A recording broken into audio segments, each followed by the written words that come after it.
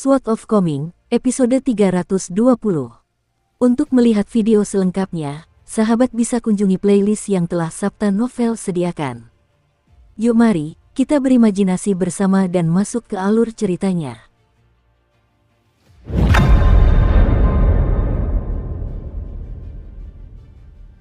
Sebelum menyelinap ke kediaman pangeran, Permaisuri Zhou Suzhen, yang juga pemimpin pagoda referens pagoda dan mata-mata dari Mirror Heart Hall, telah menyembunyikan diri di tempat yang teduh dan memandang ke arah pertempuran sengit yang terjadi di atas tembok kota di selatan. Ia tak kuasa menahan desahan penuh emosi. Pertempuran antara Ding Ying dan Chen Pingan sangat mengguncang dunia. Sekalipun seseorang menelaah dokumen-dokumen rahasia yang paling berdebu sekalipun yang tersimpan di dalam pagoda penghormatan, ia akan menemukan bahwa sudah berlalu 60 tahun sejak pertempuran yang begitu dahsyat dan menakjubkan terjadi di tanah suci bunga teratai. Ini adalah pertarungan antara hanya dua orang, namun tampak seolah-olah itu adalah pertempuran antara dua pasukan kavaleri berat di sepanjang garis pertempuran yang membentang ribuan kilometer, menyebabkan kepulan pasir kuning beterbangan di udara. Wei Xian, kaisar pendiri negara Taman Selatan, tak terkalahkan pada masanya. Setelah itu, Lu Baixiang juga mencapai ketangguhan, mengandalkan kekuatannya sendiri untuk menekan dan membungkam seluruh dunia kultivasi selama 60 tahun. Pendekar pedang wanita Sui Yubian telah mencapai tingkat ketangguhan dan kesendirian sedemikian rupa sehingga dia hanya bisa terbang ke atas dengan pedangnya dan mencoba naik dengan tubuh fisiknya. Akhirnya, Sulian, si maniak bela diri, memilih untuk bermusuhan dengan dunia, bertarung melawan 9 anggota tersisa dari 10 elit atas. Terlebih lagi, ia berhasil membunuh lebih dari setengah dari Grandmaster dalam daftar 10 elit atas. Namun kali ini, Ding Ying bertemu dengan seorang immortal muda dari dunia lain bernama Chen Pingan. Seolah-olah mereka adalah matahari dan bulan yang bersaing memperebutkan kejayaan di langit yang tinggi.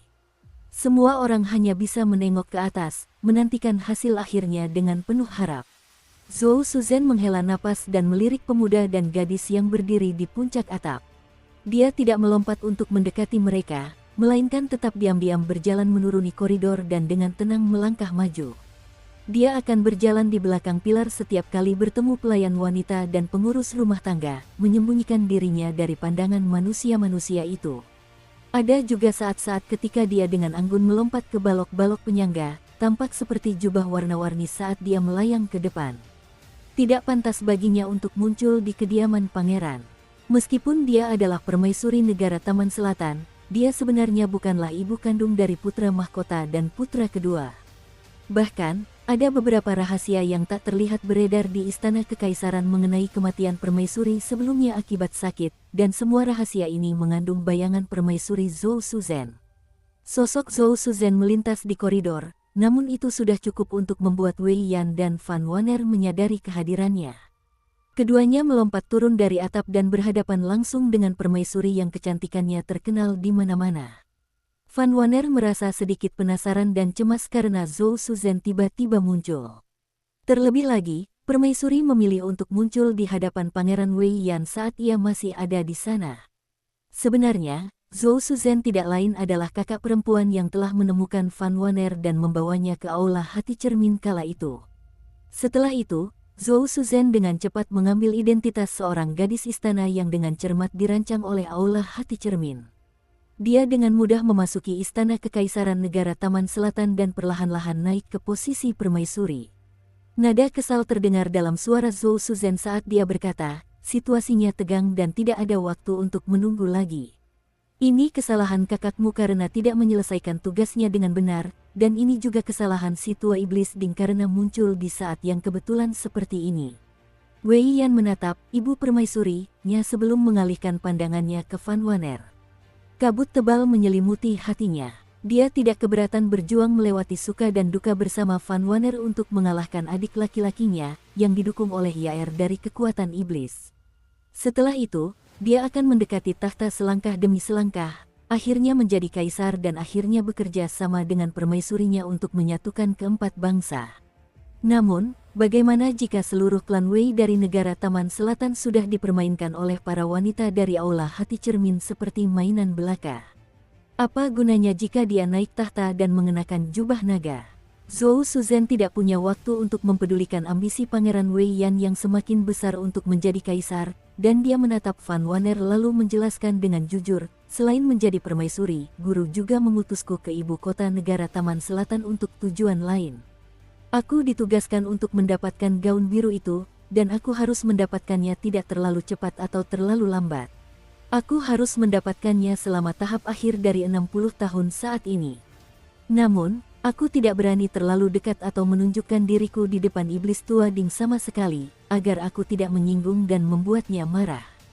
Zhou Suzhen memberikan senyum permintaan maaf kepada Van Wanner dan melanjutkan dengan ekspresi getir, jadi, aku tidak punya pilihan selain menerima pilihan terbaik kedua. Sebelum Zhou Fei meninggalkan pegunungan, dia mengatakan bahwa dia akan memperlakukanmu sebagai rampasan perang, terutama karena dia sudah lama mendambakan kecantikanmu. Ketika aku mengetahui hal ini, aku sengaja menyuruh seseorang membocorkan rahasia ke istana pasang surut musim semi, dengan mengatakan bahwa kau berniat mendapatkan gaun biru itu. Benar saja, Zhou Fei langsung mengunjungi Biksu Yuni di kuil Vajra untuk mendapatkan gaun biru tersebut. Karena sifat Zhou Fei yang mudah marah, dia pasti akan bersedia memberikan gaun biru itu kepadamu begitu kau jatuh ke tangannya dan memintanya, terlepas dari apapun niat awalnya untuk mendapatkan gaun itu.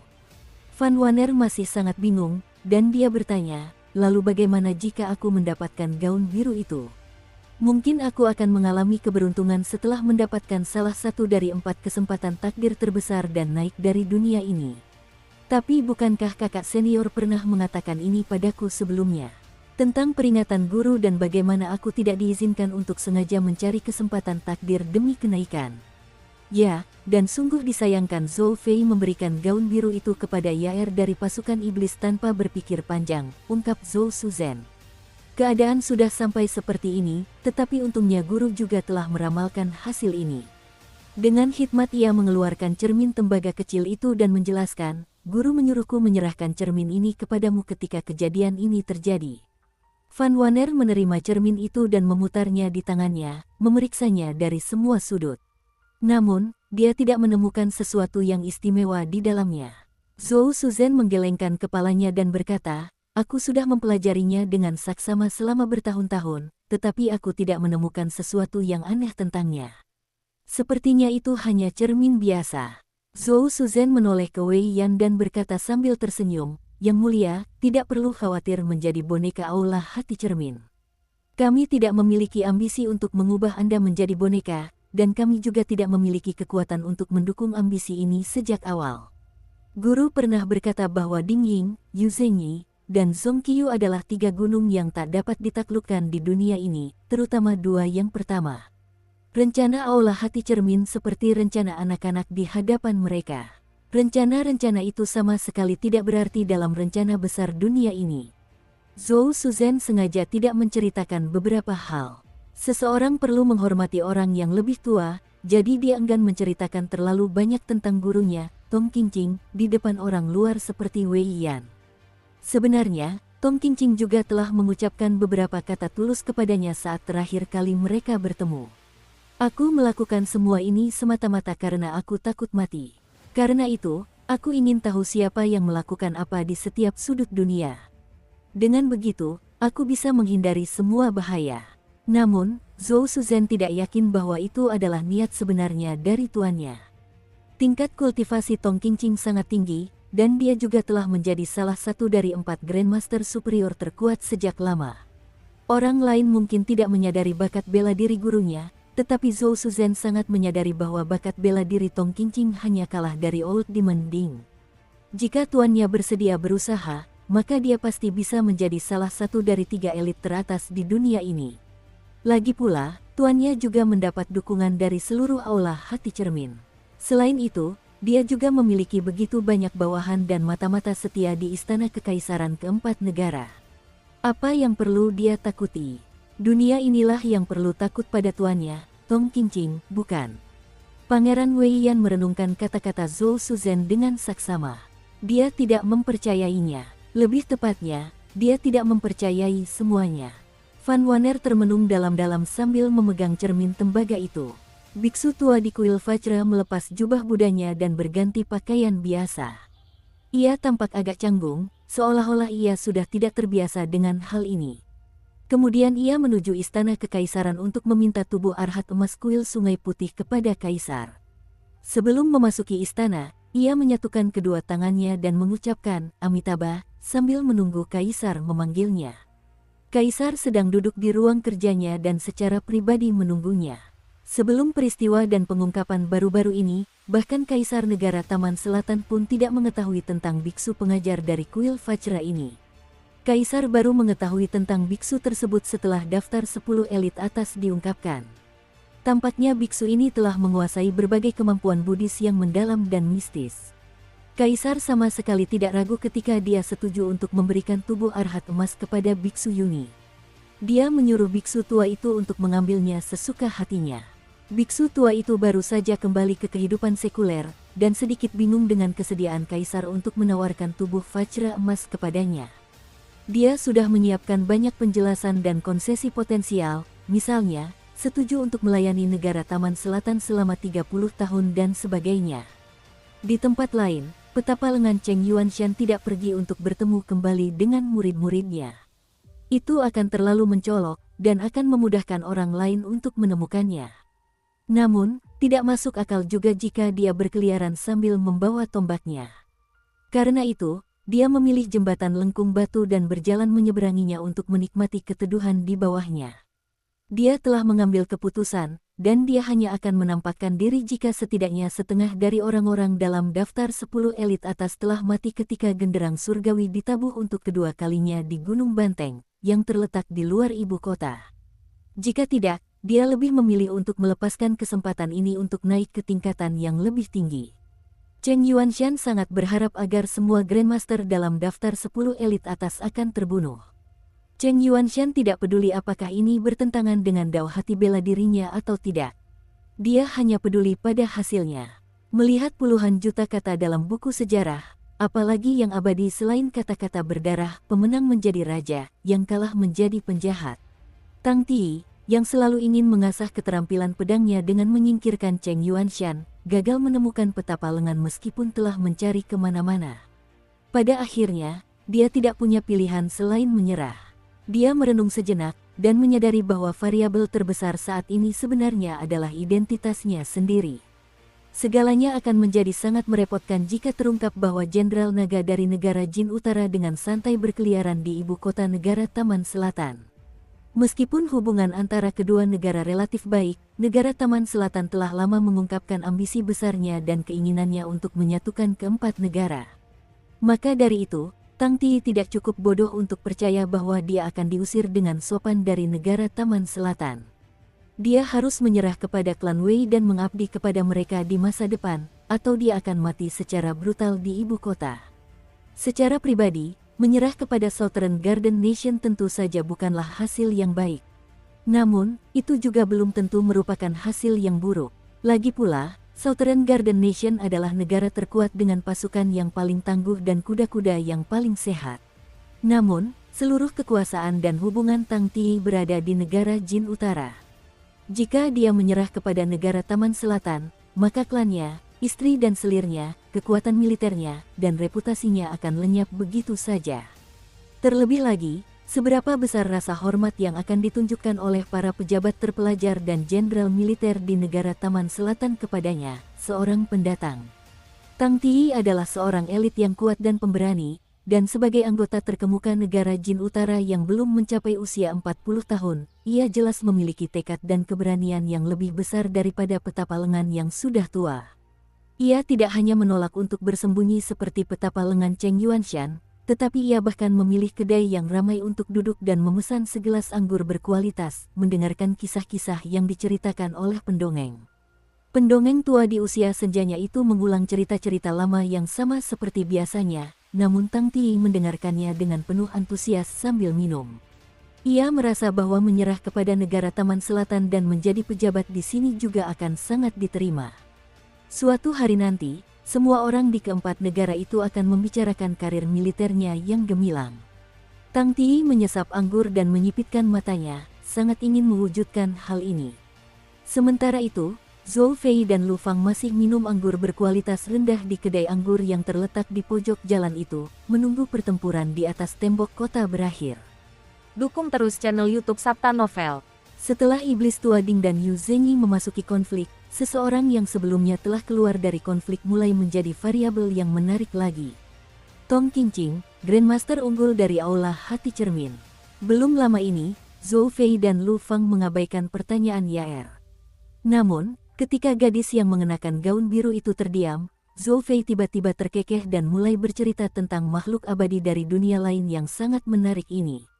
Seolah baru menyadari sesuatu, Zhou Fei melirik Yaer sebelum menjelaskan beberapa perbuatan Tong Qingqing di dunia lain kepada putranya, Zhou Si. Setelah mendengarkan cerita ayahnya, Zhou Si merasa semuanya benar-benar menggelikan. Yang satu adalah seorang kultivator pedang wanita yang ambisius dan tak terkalahkan, dan yang lainnya adalah pemimpin Aula Hati Cermin yang pemalu yang hanya tahu cara bersembunyi. Mereka berdua adalah dua kutub yang berlawanan. Di dunia asal ayahnya, terdapat sebuah sekte bernama Gunung Kedamaian dan Ketenangan. Di sana, terdapat seorang penganut Tao perempuan yang memiliki bakat luar biasa dan keberuntungan yang sangat besar. Ia menjadi objek iri hati semua orang.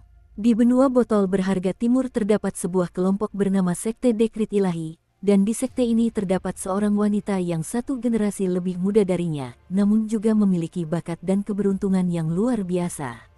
Karena itu, ia sering dianggap sebagai reinkarnasi kedua dari para penganut Tao wanita. Taois wanita itu pada dasarnya penuh perhatian, berhati hangat, sangat jujur, dan pantang menyerah. Jika ia menghadapi ketidakadilan, maka ia pasti akan memperjuangkan masalah itu sampai akhir. Ia juga memandang hidup dan mati sebagai hal kecil, sebuah pendirian yang sepenuhnya bertentangan dengan kebanyakan kultivator. Gurunya yang terhormat telah berusaha keras dan mengucapkan banyak kata tulus dalam upaya untuk mencerahkannya, namun penganut Tao perempuan itu tidak dapat tercerahkan. Setiap kali ia diberi ceramah, ia hanya akan menahan diri untuk sementara waktu sebelum kembali ke kebiasaannya semula. Dia pasti akan bergegas untuk ikut campur begitu melihat ketidakadilan semacam itu. Terlebih lagi, dia hanya akan bersedia mengalah setelah menyeret pelaku utama yang bersembunyi di balik layar ke tempat kejadian. Dia tidak peduli jika ini akan menunda kultivasinya. Jika menyangkut potensi bahaya besar baginya, dia hanya akan memutar matanya. Karena itu, Gunung Kedamaian dan Ketenangan memiliki hubungan yang sangat tegang dengan Sekte Daun Payung dan Sekte Tablet Giok. Hubungannya dengan Sekte Tulis Plancet bahkan lebih buruk, dan mereka sama sekali tidak cocok seperti api dan air. Namun, untuk menjaga kehormatan Akademi Konfusianisme, kedua pihak berusaha menahan diri sebisa mungkin dan menghindari perkelahian. Taois wanita itu ikut campur dan bertarung dimanapun dia berada, namun secara mengejutkan dia mampu menyelamatkan dirinya dari ambang kematian setiap kali, dan akhirnya naik ke tingkat ke-10, tingkat Naschen. Keistimewaan hal ini begitu luar biasa sehingga bahkan sesepuh agung yang tertutup dari Gunung Kedamaian dan Ketenangan, satu-satunya sesepuh agung yang tersisa yang telah memberikan kontribusi besar dan paman buyut dari pemimpin sekte saat ini, pun tercengang. Terdapat 9 kultivator tingkat inti emas dan kultivator tingkat awal di Gunung Kedamaian dan Ketenangan, kultivator yang dianggap oleh manusia fana sebagai dewa bumi. Ini tak tertandingi di benua itu.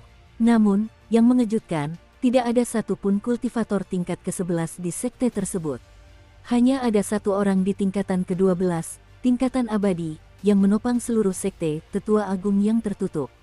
Namun, jika kita melihat Sekte Daun Payung dan Sekte Tablet Giok, sekte-sekte ini memiliki kultivator tingkat abadi dan kultivator tingkat giok mentah. Adapun Sekte Penulisan Plancet, mereka memiliki pasangan suami istri yang keduanya berada di tingkat giok yang belum dipoles.